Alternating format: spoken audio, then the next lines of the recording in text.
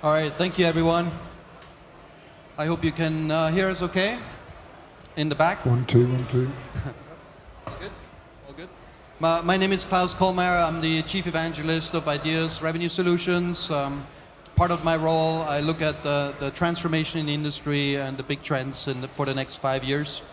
And then I help run panels like this and educate the industry about the things that we all need to be aware of and how do we prepare ourselves for that. So one of the big things that we're talking about is personalization in travel and how that relates to the hotel industry and revenue management and pricing. And I'm going to introduce quickly, or let the people on the panel introduce themselves. I'm going to start here with Tim on my right. Tim, 30 seconds. Tim Davis, I'm Managing Director of a research and management consulting firm that focuses on travel and hospitality. Thanks, Tim. Fabrice? Hi, everybody. I'm Fabrice Otaño. I'm the Chief Data Officer of the AccorHotels Group. Chinmai? Good afternoon, Chinmai, AccorHotels, Chief Revenue Officer. Good afternoon, Etienne Faisandier. I'm Vice President Revenue Management and Business Intelligence for Mövenpick Hotels and Resorts. So just a word on Etienne. Paul Mulcahy was supposed to be here and he's on the agenda for Mövenpick. No. Unfortunately, he couldn't make it today, so Etienne agreed to jump in at the last minute. So be gentle with him. All right, we wanted to start talking a little bit about the state of personalization and the state of data in the industry. It's a big subject at the moment. One company that's done a lot around data and aggregating the data is Accor. So I'm going to ask Fabrice just kind of give us an outline of what the industry is doing and what has Accor done. Well, we started 3 years ago with the digital transformation plan to set up a big Hadoop infrastructure. We call it a data lake, where we are able to gather all the data from the group. I mean, we've got the chance to get 3 big domains where the data is quite centralized, which is everything about the customer, because we've got a very powerful loyalty program with 50 million customers in it.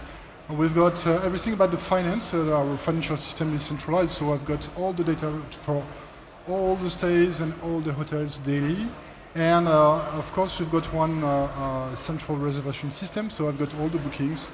We have had everything about the Google Analytics, everything about the customer journey on our site, application, etc. And we gather a lot of open data to understand what are the markets and the price of the competition and the events, etc. So we put it together, and we're able to. We've got 2 layers upon that of artificial intelligence and machine learning to distribute the personalization, personalized proposals in acquisition, in marketing campaigns, and in hotel experience. Okay, great. Some great work been done. Tim, you look at the industry on a broader perspective across companies, and you work with many of the big brands around the world. What are some of the big trends that you're seeing in the data perspective and personalization in general? What's the state of the industry?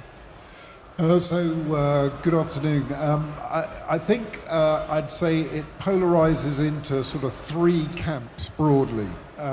If you take the very largest hotel groups like Accor, for example, they have the scale and the investment and the expertise to build and consolidate data, which fundamentally is the most important component to being able to personalize anything. So that is one aspect. There is another group of hotel companies which tends to be more the small to medium-sized chains. And actually, Mövenpick is a good example of that because they move to one technology stack where all the technology and data is in one place. And so sometimes for small to medium-sized hotel chains that have a single stack of technology, they are able to be as nimble as some of the larger companies. But unfortunately, most of the hotel industry is neither one or the other. And so the journey to personalization is incredibly difficult because it requires 2 big things. One is a complete understanding of data about customers' behavior, their profiles, their needs, and the second is the ability to project actionable intelligence to frontline staff. You can have as much data as you want, but if you have no ability to project that intelligence to frontline staff who are there serving guests, then it's all for nothing. Thank you. Thanks a lot, Tim. And talking about services, obviously, companies that are operating on the luxury level as well as the kind of the higher end of upscale and luxury. It's incredibly important to make that service happen at every touch point. Taj has done a lot of work around consolidating data and creating that personalized experience for the guest. Yeah, no, absolutely. I think Taj, similar to many other hotel companies, is on a journey of self-realization. So we are about a 100-year-old company. For 99 years, we didn't do anything. So the only way to go is up, which is really good. But the advantage we have is that we haven't gone through multiple iterations of figuring out what works, what doesn't work. We are almost kind of leapfrogging and now engaging with the best in the industry. So where we are landing actually is pretty good. So to Klaus's point on personalization, especially in our space where majority of our hotels are full service and luxury, it's becoming the differentiator compared to other brands, because unless you're able to deliver on every need and preference of the customer, you don't stay relevant anymore. So we are working on pretty much all the initiatives that big companies are working as well, of creating a data lake, creating that golden profile, the customer 360 view, including aspects of what they're doing on social media. So whatever is permissible, we are able to bring that all into a data mart. And then we're also giving tools to our operations team so that they can pick up likes and dislikes, during daily activities. So if Klaus usually spends money at high-end resorts and he likes burger without lettuce, we feed all that information into the system so that next time when you go, we're able to deliver on that. So I think personalization is taking form not only in the on-site experiences, but also online. So on the website now you're able to customize things based on purchase patterns. And using tools like Adobe, CMS, etc., we are able to customize content on the fly as well so that the conversions start to improve. So it's an exciting space. We are learning with the industry, but it's quite exciting. Thank you. And Mövenpick has kind of ripped out their whole technology and replaced it with something kind of new and exciting, moved everything into the cloud over the last couple years. Yep. And that's been really transformative for you, Etienne. So how does that help you? Yeah, well, so similar to Taj, it's definitely a huge leapfrog we've been doing. The company had done very defragmented development across the years, and we moved to a stage where, as Tim was mentioning, we had to reconcile and reconvene all our data and access to information to then start deploying our service engagement. The founder of Mövenpick had this motto of doing extraordinary things in a very simple way, and in that sense, having access to our guest information centrally and having the ability to reflect that into the operations motto of our front office teams and hotel teams is absolutely fundamental. And with that, we now have one global environment. We have one centralized PMS out of cloud. We're also using different technologies, now moving to one customer relationship management as well. And having that complete infrastructure give us a complete view on our guest requests, and consequently give us the ability to enhance our quality of service. So a huge way forward towards personalization, because once we get to know your customers' needs, then the next step is how do you actually customize the offer you're putting through the customer journey, and how you actually then increase your conversion and improve your revenue conversion as well. Thanks a lot. Tim, you've done some research around kind of the landscape, the digital landscape. Once you have the data all in one place, it's not easy. The next step is then to make people aware of it, right? Which is usually through digital channels. So you've just completed some research around that, and some insights you have about personalization, digitalization, and the OTAs. Sure. Well, I think the one thing that I would say is going to be very interesting to see is, from an economics point of view within the hotel industry, is how the investment in selling, marketing, distributing is going to shift from commissions for booking to marketing to gain direct relationships with customers.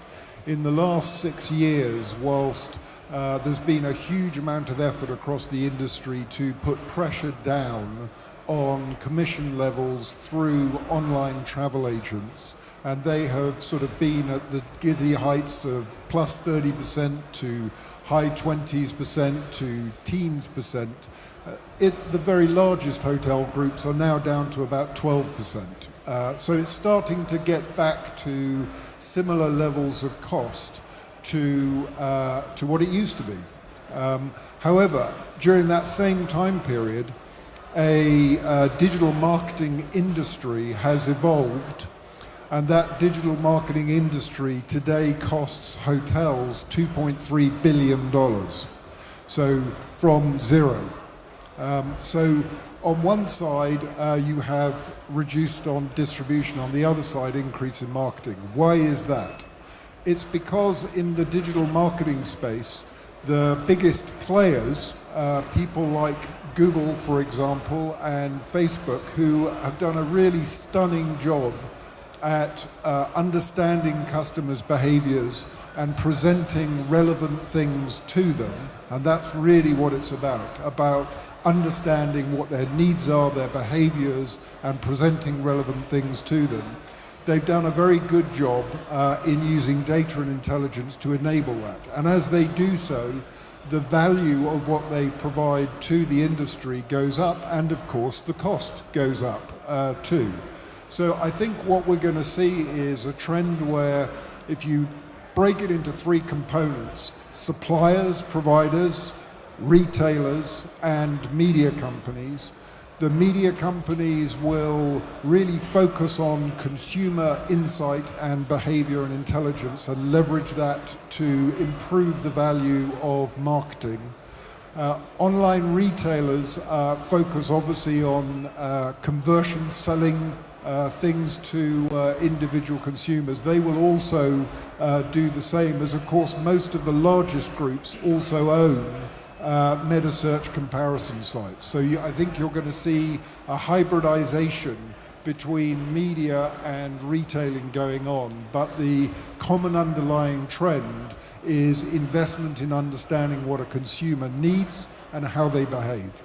Thanks, Tim. So moving to personalized pricing, we got the data, we got the digital kind of landscape. How do you move towards personalized pricing? Is it a reality on a global scale? Is it something that's actually feasible? So to be honest, we don't perform personalized pricing. I mean, real-time personalized pricing in our hotels. What does it mean for you, right? For me, that I can catch somebody on my internet site and I can recognize him and okay, I know this guy. It will be 10% more for him, and for the next guy, it will be 10% less. For me, in real time, it's personalized pricing, right? We don't do it so far. We should be able to do it. Behind that, we've come to some question about compliance, ethics, and we follow a KPI, which is the customer lifetime value.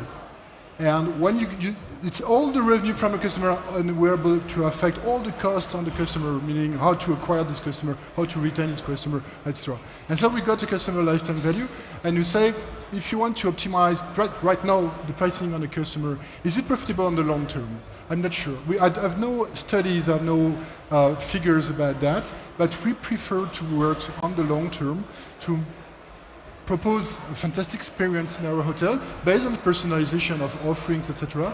But we don't go right now to the personalized pricing.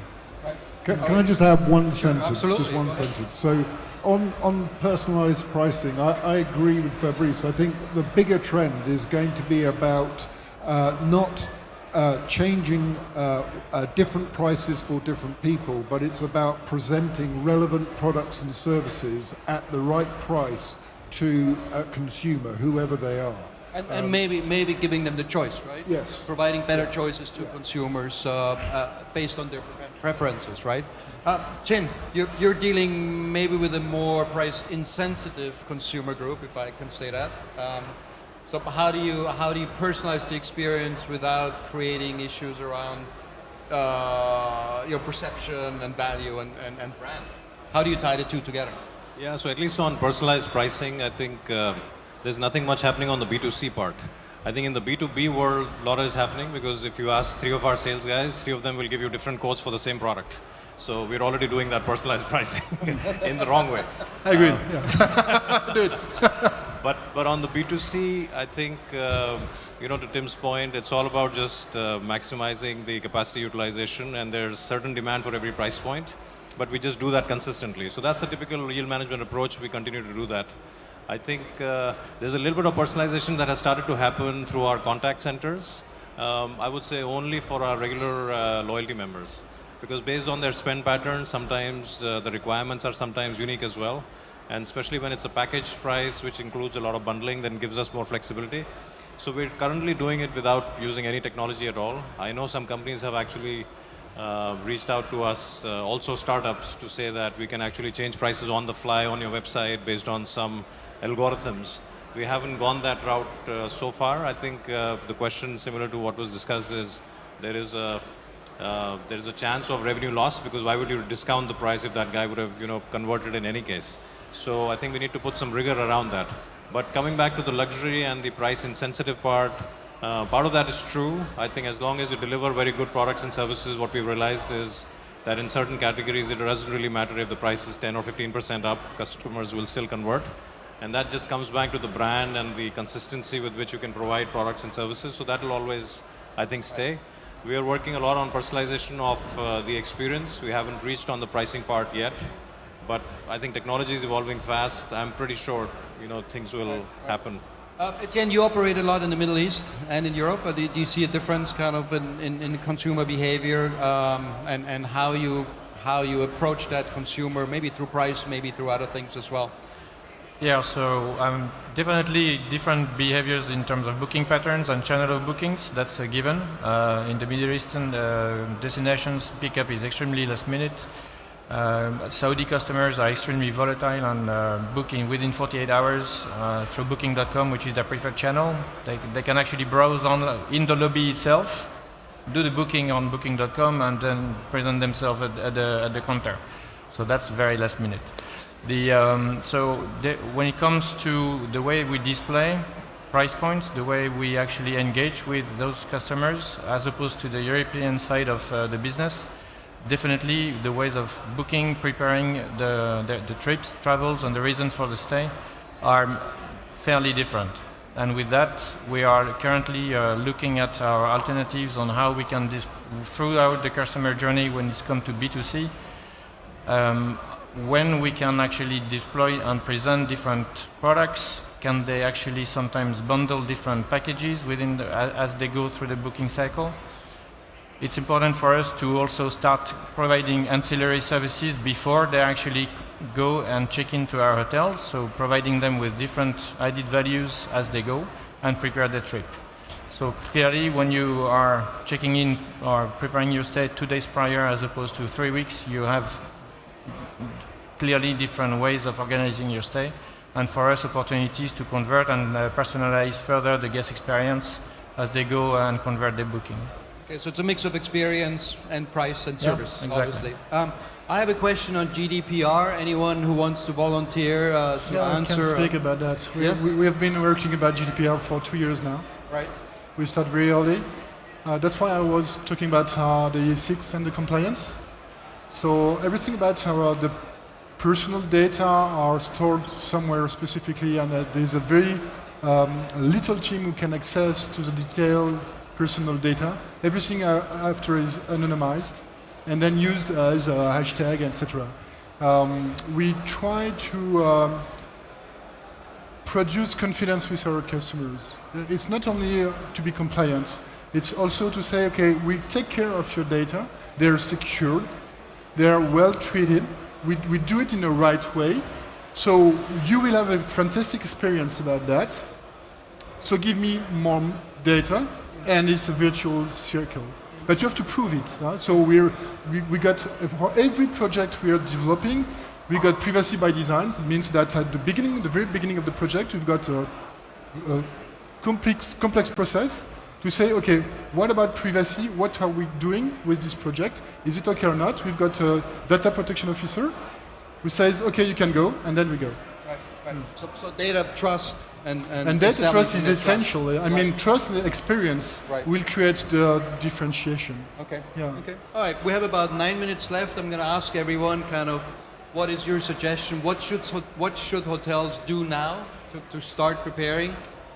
Maybe Tim, we'll start with you, kind of from again industry perspective, kind of the brand agnostic experience. Well, probably I'd say 4 big points, and obviously when one thinks about this subject, I'm keeping my comments to specifically the marketing, revenue, distribution side of it. But I would say first point is hotel companies, even though you may be at different levels of sophistication, investing in understanding customer behavior and who your customer is fundamental. Second thing is being able to use that data to make relevant service delivery and or price product offers to customers. Third is really apply it across the customer journey. So whether it's at the booking or the check-in or in the hotel or out, being able to use that intelligence at different points would be the third point. And the last point is all of these initiatives only really work if they come together with marketing, with distribution, with revenue as in one cohesive strategy. Many hotel companies spend too much effort in silos doing little bits and pieces, and they are very active and very busy, but the impact to the consumer sometimes gets lost. So bringing loyalty initiatives together with pricing initiatives, together with marketing initiatives around a few common objectives, I think would be very important. Great advice. Etienne, I'm going to ask you next. Yeah, sure. So in terms of next steps or what's heading our way, I think the complexity of the distribution landscape is further increasing. It's maybe a given, but we're not talking about distribution channels like channels of booking, but only anything which is now linked to text. And now you have applications of WhatsApp where you can start having conversational with chatbots and other leading to actually converting your bookings while texting. All of that is actually increasing further the complexity on how you're actually distributing prices and how you engage with customers. And that is definitely a disruption that is coming where if you don't have the technology structure to actually service and get those customers to be handled. Thanks, Chin.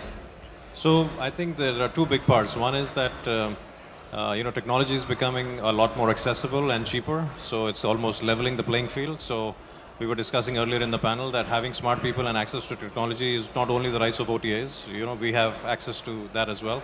So just building that infrastructure and understanding the importance of clean data is not the responsibility of one department. I think the operations guys need to understand equally well that if you do that well, actually we're able to deliver better experiences for the customers. So this will probably become one of the biggest differentiating factors between brands that will stay relevant versus who will probably just sell their house through intermediaries. So that's one big part. And the other is just, on GDPR and data privacy, the anomaly is that while the data security laws are getting more and more strict, end customers like us are willing to give more and more information because it's making our life easier. So I think we'll probably eventually have to find that, balance. Well, there are some statistics out there that the people are saying, I read somewhere 75% of people are saying they want to give more data if they get something in return, but only 34% are happy with the loyalty program. So you're kind of saying people are willing to give you more data, but give them something in return, which means a better experience and better services, right? That's clear opportunity. Right. Fabrice, what's your suggestion? Well, at corporate level, we've got a brilliant future with chatbots, artificial intelligence, etc. What I want to point out today is it's much more about operations. We've got a project which is called ACDC. It's a very rock and roll project. ACDC, it's Accor Customer Digital Card. It looks simple, but for more than 5,000 hotels, it's a challenge to distribute all the knowledge about our customer in each and every hotels at the front desk. And we are able to provide the front desk with preferences, with satisfaction level. And when I say satisfaction levels is the three main satisfaction levels who create the satisfaction, but also the three main levels who destroy the satisfaction of each and every customers. And we've got a recommendation like a to-do to say, based on the life cycle of the customer. Say, okay, please, front desk, in the list of arrival, you're able to recognize the customer, and this is what you have to say. It looks very simple. I mean, it's just a customer card, but we put behind that a lot of intelligence, and we crunch social networks to understand what is the mood of the customer, what is the DNA of the hotel, what kind of proposal we can do for the in-site experience. And for us, it's big challenge. And we have to train people to use it. It's not technology. It's a cultural transformation for us. Right, so ACDC is integrating all your different customer touch points and providing that back to the hotel. Yes, and the hotel can capture information about the customer and then share it with the 4,000 hotels. Right, and how hard is to scale? How hard is it to scale that across all of your hotels? It's hard. All right, great. Tim, any closing words as we're wrapping up? Kind of again, industry perspective. Any kind of. Well, a lot of it is on one side, people naturally lean towards technology, but I like to think more that you start a little bit like Fabrice describes. Start with the people that make the difference for a customer. That is frontline staff.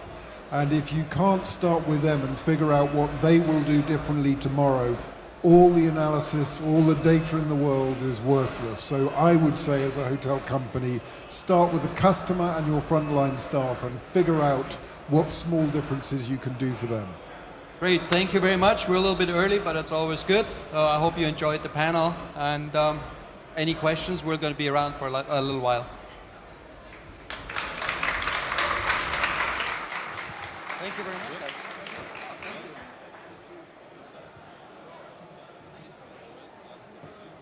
Thank you.